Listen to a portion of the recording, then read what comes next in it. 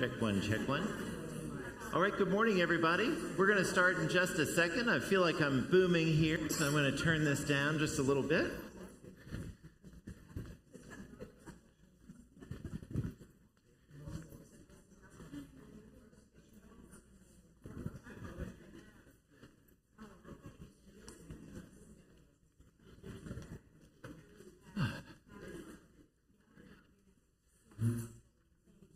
Good morning, everybody.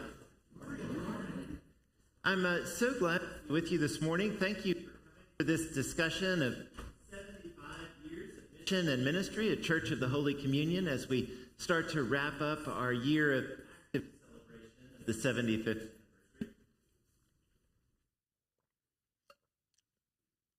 The Lord be with you. Let us pray.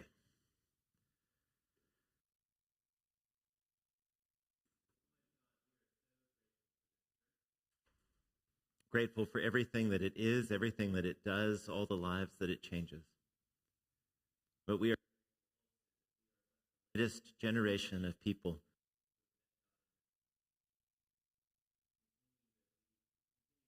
we might be inspired.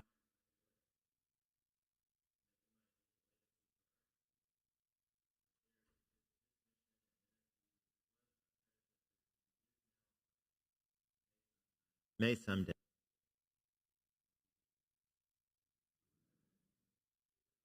Is going in and out?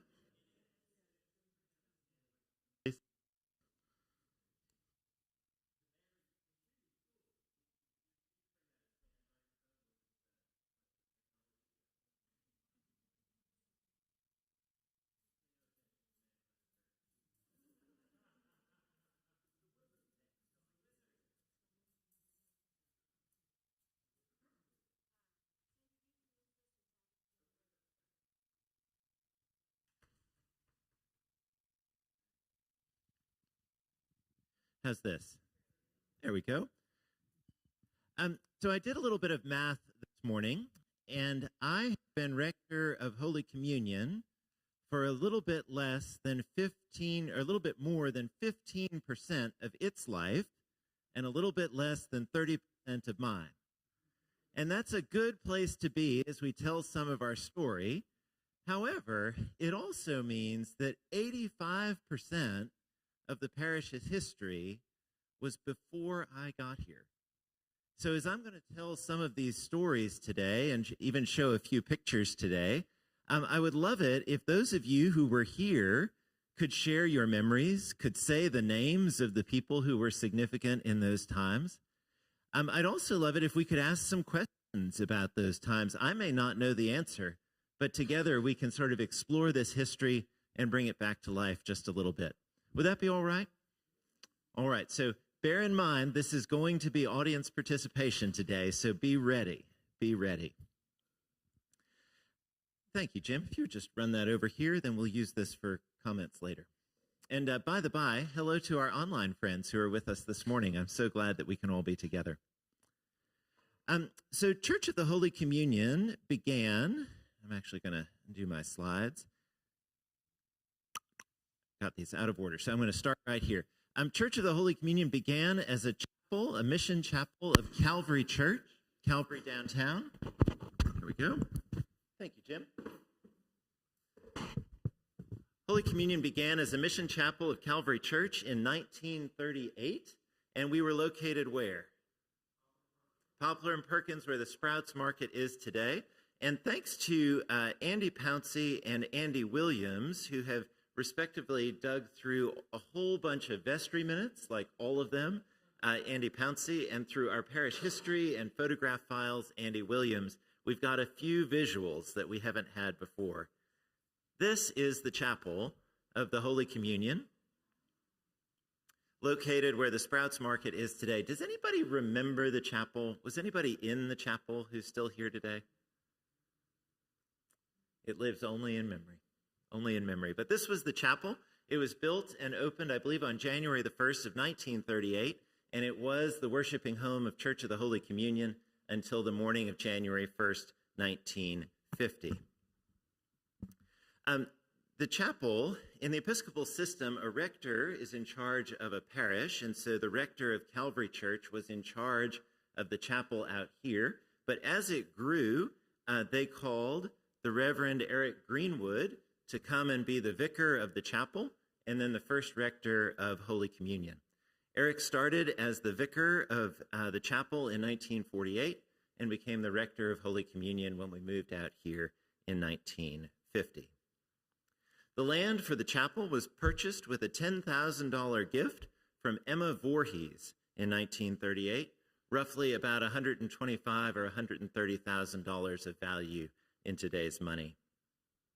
If you look around campus, you'll see a couple of places, particularly out on the front porch, on the front portico, where someone is referred to in the text as the founder, simply as the founder. Who is the founder? Charles Blaisdell. Charles Blaisdell is the founder. Charles Blaisdell was the rector of Calvary Church when they planted the chapel, and he is referred to in our plaques and things simply as the founder. So when you see the founder written somewhere, it's referring to the rector of Calvary Church at the time that the chapel was planted. Interestingly enough, this whole church is named for the founder. Before being rector of Calvary, Charles Blaisdell was the rector of Church of the Holy Communion, St. Louis. They literally named the church after the founder. Barbara Wilson of blessed memory, who is familiar to many of us and died, I believe, at 102 or 103 a couple of years ago, was the one person who could give me conscious memory of the chapel and remembers my predecessor, Eric Greenwood, outside mowing the lawn himself and saying, I want to be part of a church where the pastor is willing to go and mow the lawn. And I looked at her and I said, Barbara, I have some bad news for you. I have some bad news. The chapel was closed on the morning of January 1st, 1950. They worshiped there in the morning, and they worshiped here at Church of the Holy Communion at our new location on January the 1st of 1950. When I first came to Holy Communion, our eldest parishioner was Eleanor Vaughn, Bill Vaughn's mother. And I went to visit her at Trezevant one day, and I said, Eleanor, tell me what the best time was at Holy Communion. And she didn't know yet that it was about to be a great time to be at Holy Communion right now. But I said, what was the best time? And she said, no offense, Sandy, but it was the late 50s. And I said, tell me why, Eleanor. And she said, we had all moved out here as young professionals. Our husbands were getting started in their careers. We were getting started with our families, and the church was the center of everything. Remember, when we got to Poplar and Perkins, Poplar wasn't paved this far out. When you drive around this neighborhood and see the low-slung ranch homes of the 1950s era, that was this neighborhood. We have pictures of this church building with cattle walking through the front yard because we were that rural and that remote. They were just getting started. And there was that spirit, that pioneering spirit of something new was happening in this place. Church of the Holy Communion grew quickly. If you look at the far left-hand image, you'll see the church as it was on January the 1st, 1950, the only building on the hilltop, the only building on the hilltop. By 1953, they had added the Blaisdell building, which currently has the Vaughn Welcome Center and the upstairs teaching rooms. And then by 1958, they had added the Greenwood building, which has the children's suite and the youth suite and the office suite in it today. 1950, 1953, 1958, and then by 1962, the gymnasium and the Barth Academic Building were open. So if you count that up, that's 4 capital campaigns and 4 building projects in 15 years. That was how fast we were growing. St. Mary's Episcopal School was not founded by Church of the Holy Communion, but moved here from Grace St. Luke's in 1953, on the opening day of school in 1953, not coincidentally when the Blaisdell building opened in that same year. So the Blaisdell building opened in the summer, St. Mary's arrived in the fall, and some 72 years later, here we are still in partnership with St. Mary's. Just to give you a little bit of an anchor point, if you look at the middle image, which just has the Blaisdell building without the Greenwood building, you'll see there's a chimney that goes up the west face of that building. That chimney is still there. So if you go around to the side of the building, you can see where that chimney is, even though the Greenwood building now fully encapsulates it. Do we have any memories to share from this period of time? Tim? And actually, we have online friends, so we need to use the microphone. Speaking of Dr. Blaisdell, most churches do not build the sanctuary first, and he demanded that they build the church first because he said it would be a calling card, a beacon for all on top of the hill. And he wanted people to know that a church was here, not an educational building. I love it. The church first, not just an education building. Any memories from these early days?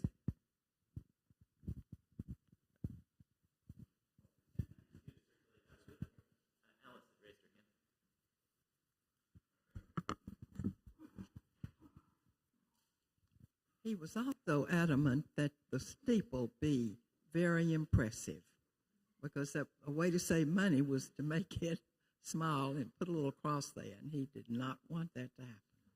No short steeples around here. Tall hills, tall steeples. And also, I came here at that time in 1958, and it was such a bustling place, and all East Memphis was so new and vibrant, and we boasted that we had the largest Sunday school in the state, and I don't remember how many, but a great picture there of how the church was full every Sunday. You created a great segue for me to have this picture, which is somewhere in the 50s or 60s. We don't have a specific date on it, but you can see just how full the church was on days like this. You'll also notice a few details here. You'll notice on either side of the dossal curtain there are some window frames. Those are organ grills. So the pipes for the original organ were in the front of the church, behind that wall, and those grills were there to let the sound from the organ pipes come out into the room. You'll also notice that the choir is seated in what we call choir style, which is pews facing one another, similar to a lot of the cathedrals you'll see in Europe. So very distinct from today. Once you got up past the chancel rail, all of the choir people were facing each other, and I'm sure there's an organ console over there somewhere, and I just can't see it. On the right side, very good. So there's an organ console on the right-hand side where the choirmaster and the organist would play the instrument that was behind the wall and conduct the choir at the same time from the front of the church. The organ and the choir moved to the balcony in 1980. So from 1950 to 1980, the choir was in the front. Any other memories from these early days, the 50s and the 60s? That's a great question, Jane. Why did they move? I know pieces of that story, but not all of it. It was time for the organ to be replaced. The original organ in the church had actually come out of someone's home. I believe it was Mr. Norfleet, if I'm not mistaken, yes, from a block or two over. Yes. So it was actually an organ built for someone's home that had come over to the church. And 30 years in, it was time to purchase an organ designed for the church, so they needed more room. Also, that was in the period of time when liturgical reform was happening, so we were getting the new prayer book right around that time. We were thinking about the way that churches were organized. We were thinking about women in ministry around that time. All of these things were happening, and there was wisdom at the time that the music should be in the back and that the sacraments only should be in the front. And so we're not pointing towards our musicians. The musicians are leading us forward towards the sacraments. And that was the liturgical theory of the day, and you can see it reflected in churches that were built around 1980 and in churches that were renovated around 1980. As those of you who know the mechanics of this building well will know, putting the organ in the balcony is about the least strategic place that one could put an instrument in this building. The only access to the attic is from the balcony, so workmen who need to go to the attic literally need to crawl through the pipe organ to get up there. It's also a place that's a little bit difficult to waterproof, and it's not necessarily the best idea to put a really fragile and temperamental instrument under a roof that's hard to waterproof. We've got it now, done, but that's not really the best place for it at Holy Communion. That said, the church was much smaller in this picture. Right? So the church was expanded in 1990, so the church here is much smaller, much, much smaller, and we kind of needed the room. We expanded down. So the church used to end right about where the altar rail is today. That was the back wall of the church, and if you look, you can actually see the seam that connects the old building and the new building. It goes all the way around. And so everything that is today the chancel was added in the 1990s. Which we'll get to in a minute. So the church was much smaller then and probably just needed the space. Jane? No, please.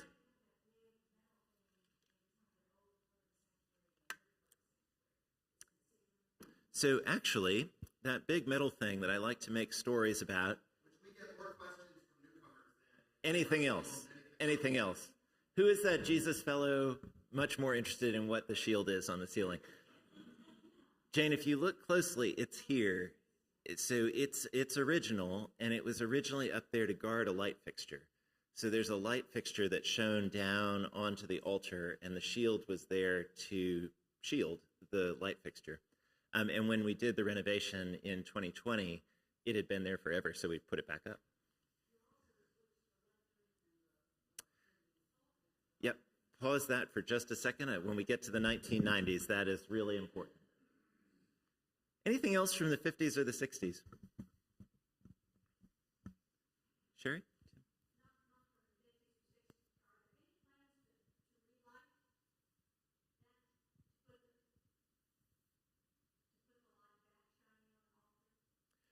So in the current church, the question for those who are online was, are there any plans to put a light shining back on the altar? The current church actually has a whole row of spotlights that are recessed into the ceiling. Not that particular one. No, that's just there for decoration at this point. If you look in the church, just kind of over the altar rail, you'll see there's an extra row of recessed lights, and those are actually spotlights that are illuminating the altar area. Sarah, please.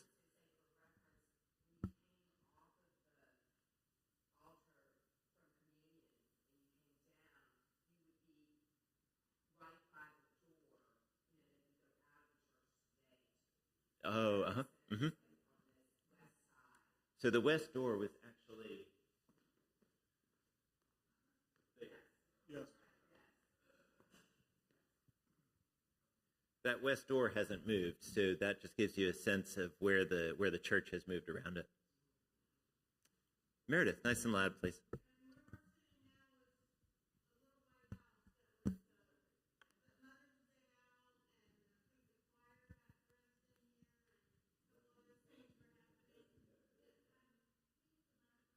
Yeah, we're just having a little trouble getting it circulated. So would you please share that again, Meredith? The room that we're sitting in now, Uh-huh. before they added, was it 10 rows to the yeah. This was like a little White House. I think, wasn't it called the White House? Yeah. And it was, you came here for Mother's Day out, or I think the choir used it to change, weren't all their uniforms and stuff in here? Not uniforms, but whatever. And Morgan said the vestry met in here, so it was multi-purpose, but it was tiny. Yeah. But the White House was built by the parishioners. Wonderful.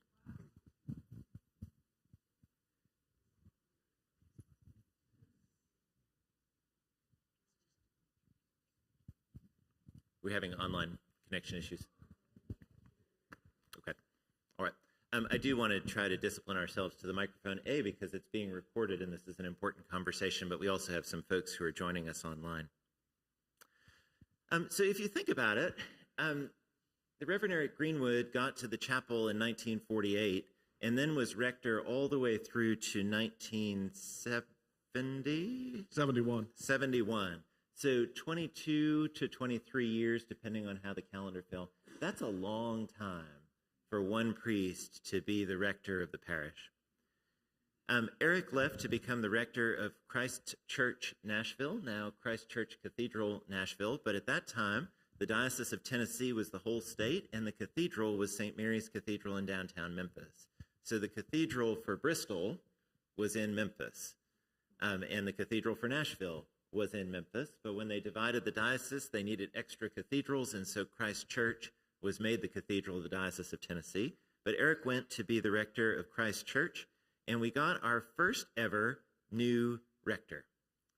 The Reverend Harold Barrett served here from 1971 to 1980, so roughly the decade of the 70s, which was an interesting time for the church as it was establishing itself as a church not defined by its first rector, right? So the person who had been here literally all the way along now was not. That's a vulnerable time for any institution, and it was a time of building and reflection. Harold was different from Eric in a lot of ways. Does anybody remember Harold such that we can speak to him? I have Tim, Meredith, Frank, and Sarah. So let's talk about Harold. Tim, you've got the microphone if you want to start. He was very eloquent. His sermons were, as a child, sometimes I didn't understand them because he was so intelligent. but he was a very pastoral priest, as far as I was concerned. He was really involved with the children. We had a dedicated clergy to the youth, but he always showed up and was around at all of our youth events, commonly. Meredith, you remember Harold? I remember, he was the rector when I was confirmed, and he did my mother's funeral, and years later, I moved to New York City, and I called Holy Communion and asked them to find me a like parish, and they sent me to a church in downtown New York, and he was the rector there. Grace Church Broadway. Grace Church, and so that was the All Saints Day, I believe, was the first time I went there, and I had called ahead and said, I'm coming, I'm from Memphis, and he called out my mother's name in the list of people during the All Saints service, which I thought was really cool. Wow. Harold, as Meredith was alluding to, Harold left here in 1980 to become the rector of Grace Church Broadway in New York City. And what a lovely touch to include your mom, whom he had buried here, in the All Saints Day list. Frank, I'd love you to speak to Harold, and I'd also love you to invoke the name of Aline Hansen, if you would. Would you use the microphone, please?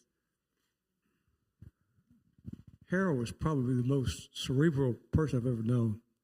His sermons were very deep, and he was a very complex person. He actually moved the rectory across the street. We took over the house across the street. That was his rectory. And he would oftentimes have us come over there for meetings. His admin was Aline Hansen, who just recently passed away a couple of years ago. And she had her hands full with both him and the church. Aline was very interesting. She would she did all the weddings for the church as well. And there was a family that wanted to have their dogs as part of the ceremony, wedding ceremony.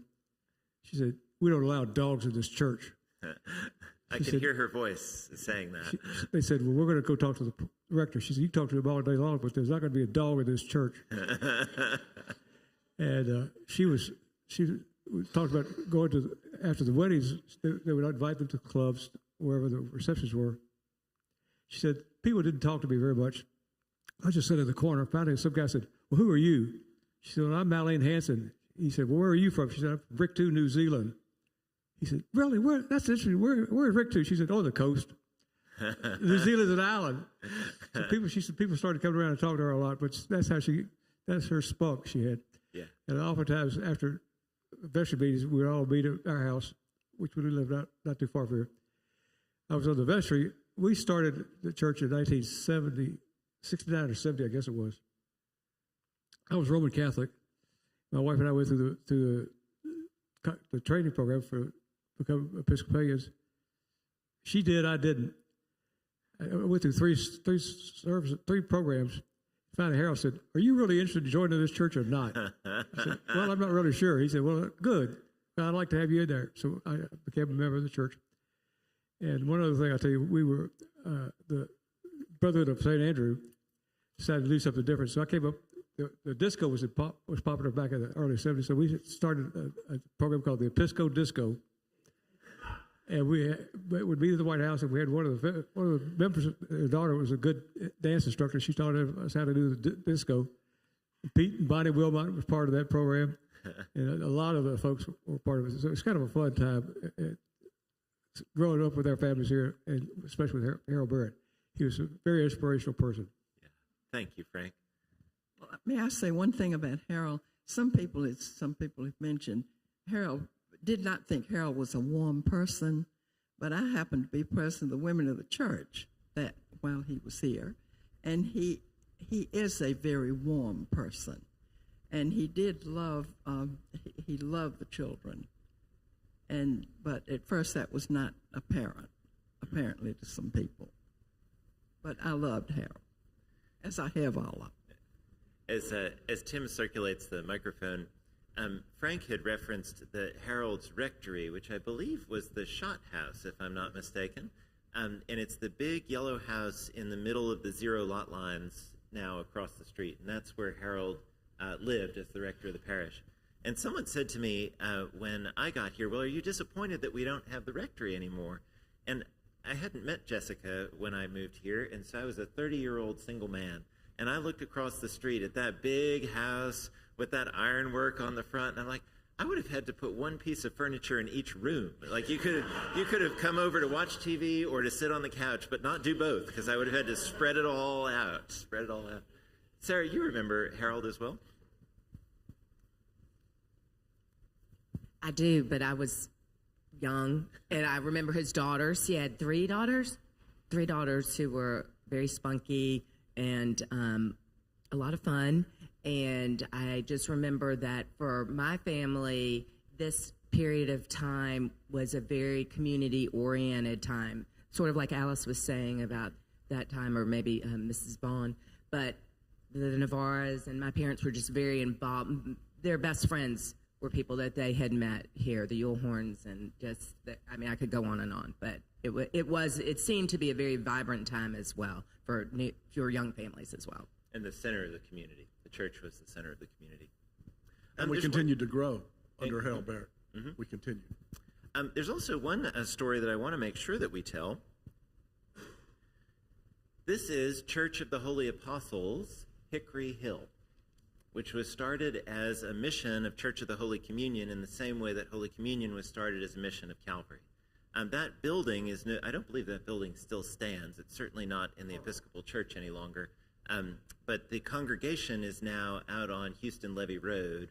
But that was the congregation that Holy Communion planted in the 70s to pay forward the investment that Calvary had made in us.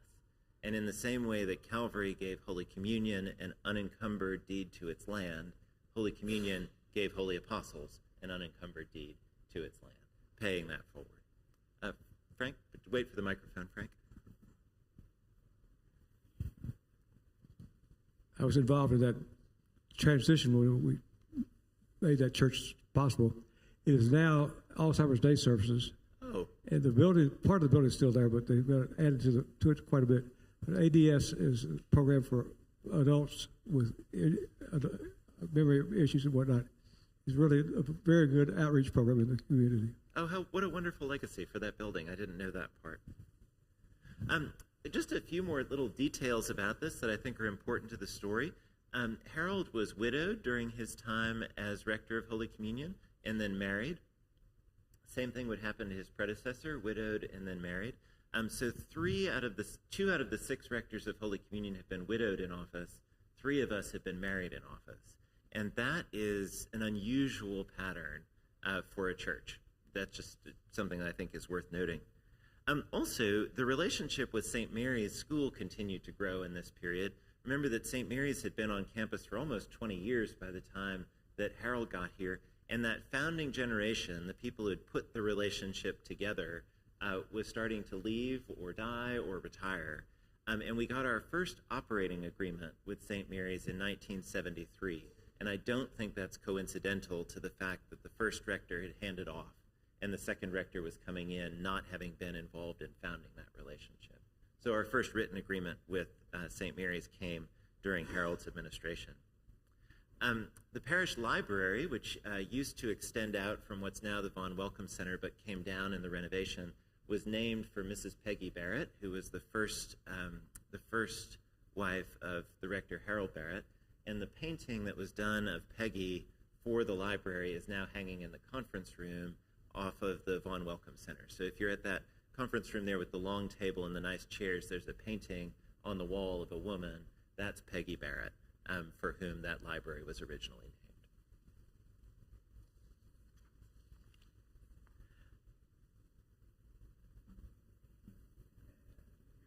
I haven't said a word, and there's laughter in this room. I have not said a word. The Reverend Reynolds Cheney followed the Reverend Harold Barrett in 1981 and then was here for 20 years in his own right. Reynolds, in my notes here, I call this section larger than life. Reynolds was larger than life in every sense of that word. He was a man of large stature, but he was also a man of deep faith and I'm told remembered absolutely everybody's name. I was on junior staff at church headquarters before going to seminary when Reynolds was finishing up his tenure as a sort of church-wide committee member and various things that he was doing.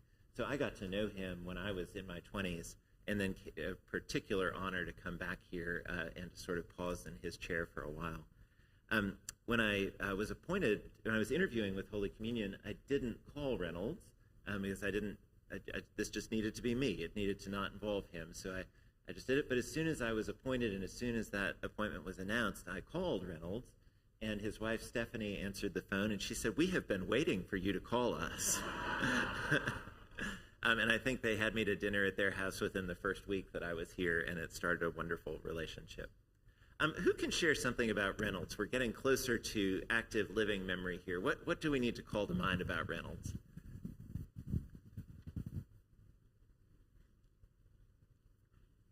Well, Reynolds, I've known Reynolds since 1953 when we started as freshmen at Millsaps. And I was Reynolds' date on the KA house party in 1953. We're starting early with the third rector. Alan, his wife, was a sorority sister. So we go back a long, long way. And then, fast forward years, I was on the vestry, and the search committee announced that they were calling Reynolds Cheney. And I said, "Oh, my goodness." Well, the rest is history. I used to tease Reynolds. I said, "When did you learn how to say the blessings before these meals where you could say, bow your heads and pray, and by the time you get to amen, you got a full plate in front of you?"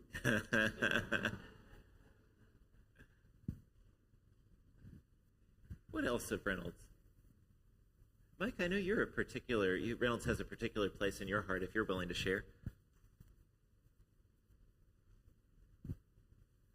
I think a great example of what you just mentioned a minute ago about remembering names. When Sherry and I were dating, I wanted to come see this place that Sherry insisted on being every Sunday morning. And I came with her one Sunday, got introduced to Reynolds, and the next week when I came back, he remembered my name. And I guess the thing that I've thought for years and the expression I've used for him, he was extremes. He was, to me, the holiest and the earthiest person, the combination of those two that I've ever met and ever will meet. But he was a wonderful man, and he touched my soul.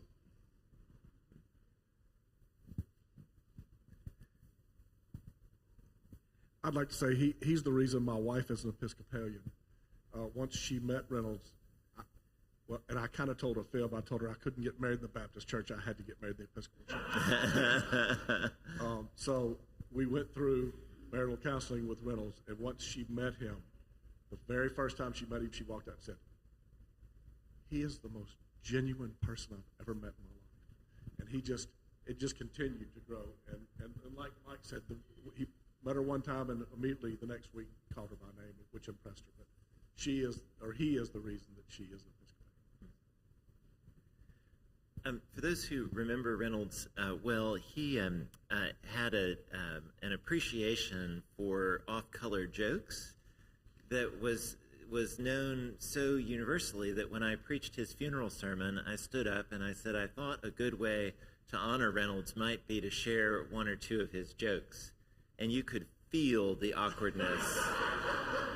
400 people in that room, and you could feel the awkwardness. And I said, but after reflecting on a few of his favorites, I thought another circumstance might be more appropriate, to which the room melted into laughter. I'm like, okay, we're going to talk about a real person here. Reynolds, during Reynolds' administration, which was all of the 80s and the 90s, the church grew remarkably. So this is a story of repeated growth through all three of these chapters. The physical plant of the church grew remarkably. We have a few examples of that here.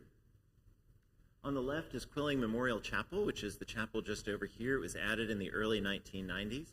This building, which bears Reynolds' name, Cheney Parish Hall, was added in the same renovation in the 1990s. The altar, the back wall of the nave was pushed out so that we could add a number of more pews in that renovation. And that's where, Ruth, you were talking about the switch of the side.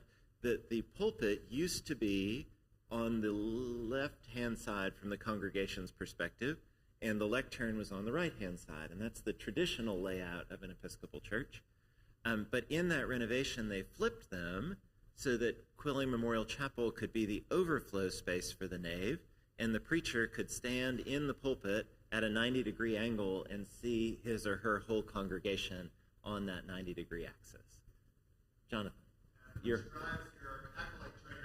drives your acolyte trainers nuts, because that former arrangement is so traditional that even in liturgical books and directions it says, and then the acolyte lights the candle beginning on the gospel side or the epistle side. And for the longest, it took me years here before I could figure out, now this book seems to be saying gospel side and beginning on this side, but this is not where our gospel side is. And I think it was 3 or 4 years in before Tim and I put our heads together and realized that, actually the architecture had been changed, and those names are not helpful at the current time. You'll also see in this picture, which I had mistaken for Cheney Parish Hall, that's actually the Buckman Center over at St. Mary's. The Buckman Center was added at St. Mary's in this period. The Parish Hall was added at Holy Communion in this period. The nave was expanded, and the chapel was added. It was a phase called expanding the vision. And if you think about some of those things, where we would be without them, where would we be without the Cheney building? Where would we be with the shortened nave? Where would we be without the chapel? And these were the sorts of things that they just leaned into in that period and said, we're going to need this, and went and built it. Morgan, you were chairman of the Expanding the Vision. Do you want to add anything from that period? Tim's bringing a microphone over. You were senior warden. Both. Both.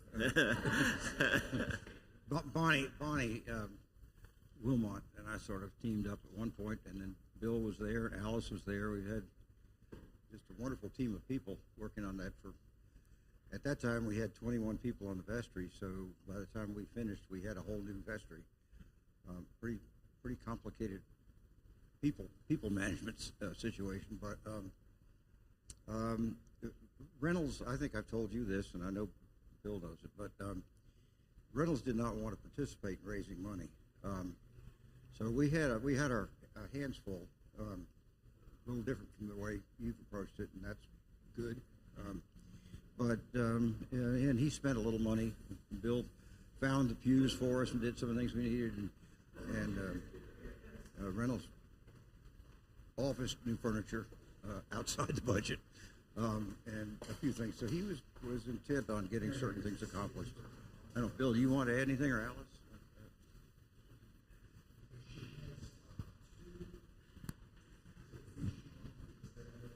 As we have said, Reynolds really was larger than life, and he really inspired people to do things that didn't think they were necessarily going to be able to do so. I remember talking to him a couple of times about this room, and it's very unusual to name a room for someone who is an existing rector. But he had he had such an influence on the growth of the church and the money that was coming in that I think the vestry felt it was in an honor. Of course, he was delighted to do so. And as you know, there were several times that Reynolds became a candidate at other churches. He became a candidate. I think I'm right about that at All Saints. For bishop a few times too. Well, but he was a candidate for the All Saints in Dallas at about the time that Alan was diagnosed with cancer. So he withdrew from that, and he was a candidate for bishop several times. And I think that really, it hurt his feelings a lot to be turned down for that. But to the vestry's credit, they employed an outside company called the Auburn Institute to really come in and send an advisor to the church and help us in that transition. And so it was a marvelous thing because Reynolds really wanted to go out on high, and this helped him to do so. Yeah. The Auburn Institute was a think tank, church-based think tank in Washington that thought through congregational issues, and as rectors, in Reynolds' case, he was pushing into 20 some odd years as the rector. His wife had died, he'd remarried, that it's just helpful to have those consultants come in and help reframe a conversation. Alice. Well, speaking of the financial things, Reynolds, that he didn't want to raise money, but Reynolds had some people that he called his angels, and we were not one of the angels, two of the angels, but I have a feeling some other people here were. But when little projects needed to be done, he said, well, I'm just calling on my angels. Maybe you need some angels. I have read the Bible cover to cover, and I have heard about angels holding fiery swords. I have heard about angels slaying dragons. I've not heard about them raining down money before. I'll go back and see what we can find. I didn't mention David Dando, but both of the construction projects that we've been through in my tenure here were led by David, and made a significant contribution. And he was quiet in that sense, but he always got things done, and we must not fail to remember the contribution that he made for us, which is significant. There is a picture coming up. Before we move on, though, I want to say this season was not only focused on buildings. This season was also focused on ministry. I learned from Mike Murphy that it was in this time that Holy Communion hired its first full-time youth minister, a position that we really can't imagine the place without. This is a picture from the first ever youth pilgrimage, international youth pilgrimage to Scotland in 1998, which we've done every 2 or 3 years since, including this coming year. Do I have a date wrong? What's the correct? Are you in this picture, Ann Morgan? So I'm just on the wrong side of the line. So first youth minister and starting of the youth pilgrimage in the year 2000, literally a 25-year-old tradition that we're carrying forward this summer. Also, just because we all learned a little bit about the construction of our steeple last year, this is a picture of the installation of the new steeple, which came along in the year 2000 when they took off the wooden one and put on the fiberglass one that went largely untouched for 24 years until we took it down for maintenance last year. So that's the other picture of the crane in front of the church. Jillian. I have some memories of Reynolds. He was one of the people that Don White called for support when St. George's difficulties with the school began. And he was very supportive. And I remember I came here to preach one Sunday, and we went over the service, what was to happen, and when I was to come up. And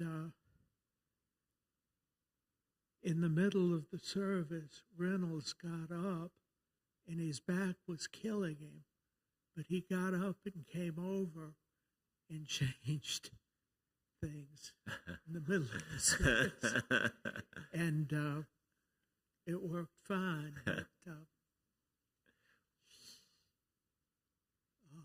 the third memory I have of Reynolds is when it came time to elect a bishop who would take over after Bishop Dixon's retirement. Reynolds was one of the candidates, and I was the last vote he got for that. And Reynolds realized who it must be. He sort of had a sixth sense that way. And he came down the aisle to me and said, please stop voting for me. And, he was the liberal candidate. Yeah. And we wanted him, but we were all willing to settle on Jim Coleman. So. Thank you for that memory, Jillian. One of the privileges of being the long-term rector in a large church in a small diocese is that you get to be the person who gets called by St. George's when they're having an issue, or St. Mary's when they're having an issue, and it's really one of the great privileges of this job. Reynolds left in 2001, was followed by the Reverend Gary Jones. The space between Reynolds and Gary was 1 week. Reynolds was in pulpit at the end of 21 years on a Sunday. Gary was in pulpit the next Sunday, and the Tuesday was September the 11th. Really tough period for Holy Communion. Gary was the pendulum swing in terms of energy and enthusiasm from Reynolds, who had been very pastoral, very connected, but not highly energetic. Gary came in, did a whole bunch of things, started the speaker series that has lots of memories in this place, started the 5:30 service, which continues to this day, and we have pictures of that just being absolutely packed out upstairs. Holy Communion's largest attendance numbers in the modern period were during Gary's administration. He stayed a little bit less than 5 years and was followed by the Reverend Mark Rutenbar. Mark stayed, I think, 6.5 years. And if we look at that period of history, I think that we are seeing the interim period, right? That there was this long period of time with Reynolds, and then there were 2 shorter rectorships, and those kind of became the interim period that led us from one place to the other. I arrived in 2013, there's my picture, with a very clear mandate. In fact, is Delia in the room? Delia Parman is our vestry clerk. She said in vestry the other day when I said, we need to set some goals and whatnot. She said, well, how did you know what your first set of goals were? And I said, Ben Adams told me. Ben came up to me and said, we have to do something about that, Jim, and if you're not willing to do it, just tell us now. There won't be any hard feelings. And so we started working on that, and the plan was congregational development, fundraising, and building. Those of you who were not here at the time, the upper left picture is a picture of our old gymnasium. The upper right picture is a picture of its grand entrance. This gymnasium, the basketball court is 20 feet short of regulation for men's play, which makes it a little bit difficult to practice your free throws or your 3-pointers if the court is like 20 feet too short. You also notice that there's a little stage up there, and on the right-hand side of the stage is a door. That was the only functioning restroom in the building, and didn't have a functioning lock on the door. So we had a lot of work to do. My colleague Albert Throckmorton is the head of St. Mary's. We partnered up on that, and then you can see the construction of the new Athletic and Wellness Center. We also had a little surprise when we put the docile curtain back up, that it had deteriorated under just dry rot in the silk. We had done everything we could to repair it, to maintain it, to keep it in climate-controlled condition, wrapping it in special linen, and it just went back up and looked really rough, that it was time for its retirement, which led to the surprise project of doing the new docile curtain, which is pictured on the right. Morgan Brookfield invoked the name of David Dando earlier. David was the general contractor who built this building in the 90s and came on as our owner's representative for the big renovation in 2018 to 2020. David and I were shoulder to shoulder for the better part of 5 years working through this project, and he died shortly afterwards. There is a plaque commemorating David Dando in the elevator lobby just outside on your way to the Vaughn Welcome Center. But I don't want to just focus on buildings today. I'd also like to think about some of the new things that we've been seeing at Holy Communion in recent years, in particular, our commitment to our neighbors. And we saw emerging before the pandemic, but then really taking hold during the pandemic, a commitment to those neighbors who didn't have enough to eat. When I started at Holy Communion, the language was, we need to find our signature outreach project, that thing that's us. There was reference back to building habitat houses during Gary Jones's administration. Maybe we could do something like that. But what just came up naturally and organically was this idea of getting food to people. The larger picture here is Margaret Smith down at Constance Abbey, which was a ministry adjacent to St. Mary's Cathedral, to the unsheltered population downtown, getting them food, getting them places where they could get showers, where they could get clothing. You can see Cindy Stratton there with a pan of rolls at More Than a Meal, supporting Grace St. Luke's for their ministry to persons who need food. You can see the first group of leaders from Recover Food, Feed Hope, our food ministry today, salvaging food. You can see Janice Hall at the bottom with about 1,000 pounds of sweet potatoes from our first crop drop. Sherry, I didn't have room to put in a picture of the 200 or 300 hams that we bring in every Advent for the folks at the St. Luke's Food Pantry. One of the things that I just think is beautiful is that this has been happening organically. Parishioners have been saying, here's a need, how do we meet it? What's our resource? We have a kitchen that isn't being used because it's the pandemic. How can we use that to prepare food for people? And then that grows. It's not that the vestry sat down and said, oh, we have a problem with hunger in our community, let's design a solution to it. It was people in the congregation saying, we need to do this, I can help. And that's just beautiful and wonderful and a sign of tremendous vitality. What I'd love to do is take our last 5 minutes, if we can, to add in stories of these last 10 or 12 years, maybe the last 15. What are the stories we need to hear, regardless of how long you've been at Holy Communion? What are the stories that we need to hear that make this place what it is for you?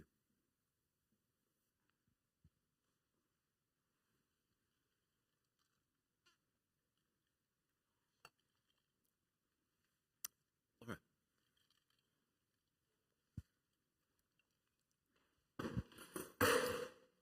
Well, as y'all know or may not remember, I was a member of St. Elizabeth's Episcopal Church for quite a few years.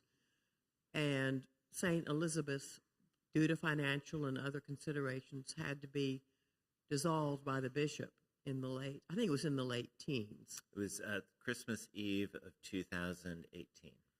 Yes, it was a very sad time for us. And I remember that you, Sandy, held a special service for those of us in St. Elizabeth's who were soon to be without. We would need to be rehomed in other parishes.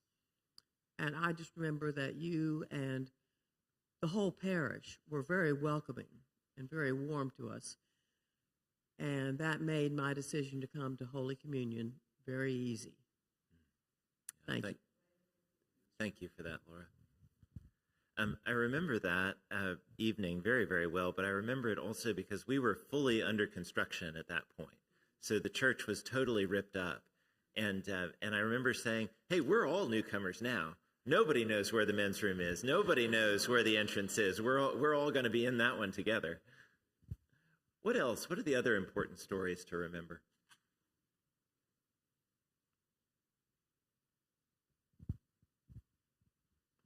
Nat, please.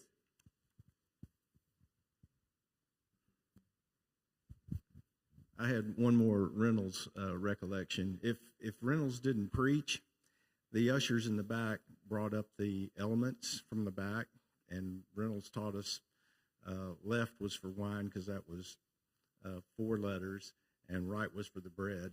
That was 5 letters. And that came from the back. But we always knew when Reynolds did not preach that we were going to get a second sermon back there to usher. But I did want to throw something that is a recollection from, I guess this is public knowledge, but we brought in a service, a fundraising, professional fundraising outfit, and we were in a vestry meeting when all this was about to kick off, all this latest bill. And the lady came up with 5.2 or something like that, $1 million. And I just happened to be on the vestry at the time. And I was instructed by the current rector that it was not probably in keeping for a vestry member to go down this path. But I said, I'll tell you what, I'll bet you $100 bill that we can raise at least $8 million in the vestry meeting. And I was promptly corrected by the rector to kind of tone it down. But I did get a gamble promise. In vestry. Yeah. I did get a promise from the fundraising young lady that if I was right, she would put it in the collection. So good. And you were right. Before we get to Sarah, Richard, would you mind sharing your experience of not only just coming to Holy Communion, but I'm remembering baptizing both of your kids, one of whom in pandemic time? Holy Communion is a special place. And one of the first memories of Holy Communion and how special it is when I met Sandy, and Allison and I were engaged to be married. Sandy said, we're going to have premarital conversations, not counseling, but conversations. The most impactful conversation to this day that I've had with Allison was after that particular conversation. We went and walked the park, and it was the most intimate time I've experienced with her, thanks to Sandy. And so Sandy has baptized both of our children, of course, married us. The pandemic, I mean, what an incredible response that Holy Communion and Sandy had to something that none of us had any playbook for, and used a cell phone in order to ensure that we still were being fed God's word, and how that has grown into a ministry of itself, and how the vestry has continued to pour into that, so that, or at least was, but it is just an incredible place. I was welcomed as a newcomer coming in, and then, I've had, like others, the great opportunity to serve on the vestry and to serve in a special capacity besides Sandy. And this place is special for me because of Sandy. Thank you. I think we have a question from the online, and we'll let them have the last word. Yeah, it's been so fun to watch the online community interact and hear all of your comments. And you can always go back and watch this recording as well. But I'm seeing one comment that said that ringing the bells in the nave for the 75th anniversary was beautiful and symbolic as we gathered in gratitude for the first 75 years. That's from Gay Boyd. And I had another comment, and I'll just add my own personal comment. Carolyn Pruitt remembers coming to many just different Christian educational seminars over the years, even when she was at a different church. But I think that Holy Communion has been for many, many years a place of teaching and learning, and that's been an important part. And so I'll end with a lot of gratitude personally, because you all sent me to seminary to learn how to be a priest. And so I am grateful for that. And brought you back as quickly as possible. And brought me back. So thank you, Sandy. Any other final comments?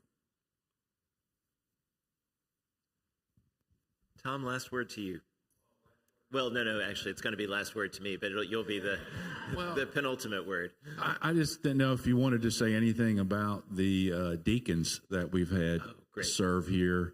I do remember Sarah and I got married here in 1988, so Reynolds was, and that was my first experience with the Mississippi drawl. I wasn't sure what I was getting into, and anyway, it's been a great place. Like I said, what drew me here as a Reformed Catholic was the education that I felt like you really got here from the pastors and from all the teachings that we had here, and learning opportunities we had here in this space.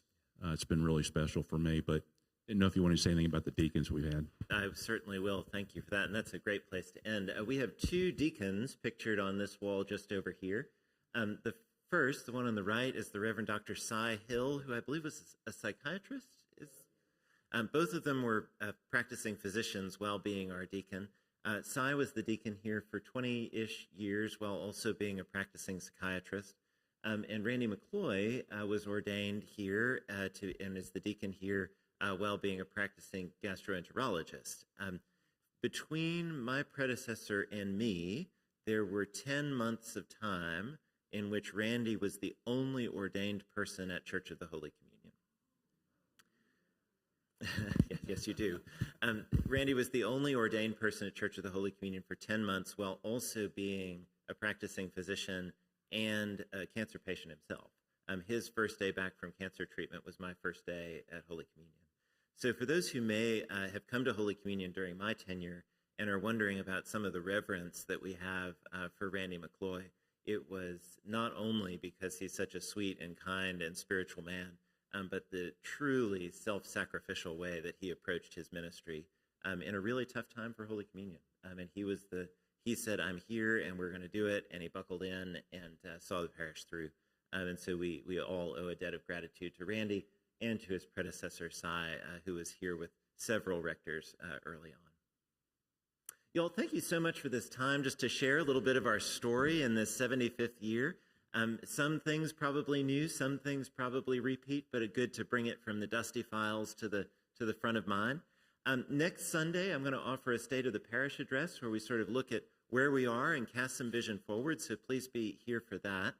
Also next Sunday, we will have 2 large paintings sign up online. There's no charge, but we just need to know how many folks are coming. Those are going to absolutely transform this space, and the artist will be with us next Sunday morning in addition to next Saturday evening to comment on the paintings at the beginning of that address. So please do plan to be here. We will not have formation on Memorial Day week, but we will start up with Summer Sunday School immediately thereafter, that first Sunday in June. We still have 2 spots open in the teaching rota for the summer, and if you're interested in trying that out, we're having a really, we're taking a walk through the Bible. We've got materials for you, and if you'd like to give that a shot, please let me know. I'm so glad that we could be together today, and church starts in a little less than 10 minutes. Take care.